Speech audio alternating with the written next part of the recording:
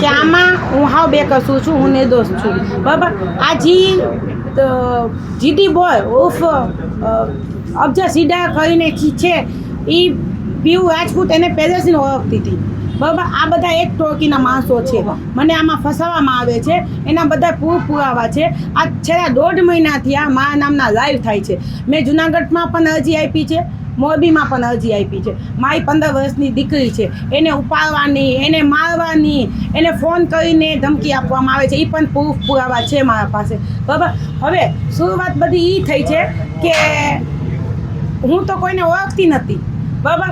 તો જીડી સેડાની જે જીડી છે એની મુલાકાત આ મને કરાવી. પછી એના તું શું કે એમ કહે છે કે આ દરગાહ રહી ગયા ને પાણી પાયું ને બધે એ મને રહી ગઈ હતી. જીડીને હું ઓળખતી નથી. એના ઘરે રેજાવાળી ફસાવાળી વિજય ચુડાસમા, જેના ઘરમાં ત્યાં 1.5 મહિનાથી હું બેઠી છું, બરાબર. એ હિન્દુ સમાજનો દીકરો છે, હું પોતે હિન્દુ સમાજમાં બેઠી છું. તો આમાં રવજીયાત ક્યાંથી ના આવ્યું, બરાબર. હવે આ બધા એક મા ઉપર આરોપ નાખીને મને ફસાવા આટું કરે છે, કેમ કે એ લોકોને રૂપિયા જોઈશે. ને આમાં મેન કોણ છે ખબર છે? વિજય છત્ર ભુજ, જે અહીંયા રાજકોટથી બિલોંગ કરે છે. મારા પાસે બધા પુરાવા છે. બીજું પીયુ રાજપૂત, ત્રીજું જીડી એના ભેગો હતો, ને મારા પાસે બધા છે કે હું તને ભાઈ પૈસા શેના આપું, એ પણ મેસેજ છે. આમાં હું હાવ બેકસું છું. હા, એ લોકોને પૈસા જોઈશે. એ લોકો મારા પાસે પૈસાની માંગ કરી, મેં ના પાડી હતી, ભાઈ તમને પૈસા શેના આપું. એના હિસાબે એ લોકો મને આ બધી મેટરોમાં ફસાવે છે.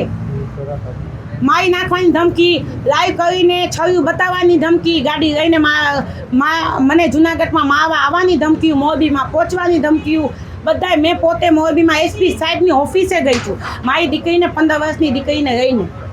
ને રવજીયાતની વાત કરે છે તો એની મમ્મી મોમેડિયન છે, મુસઈ સમાજની દીકરી હતી, અને એના પપ્પા હિન્દુ સમાજ છે, બરાબર. તો એ બે મેરેજ કર્યા છે.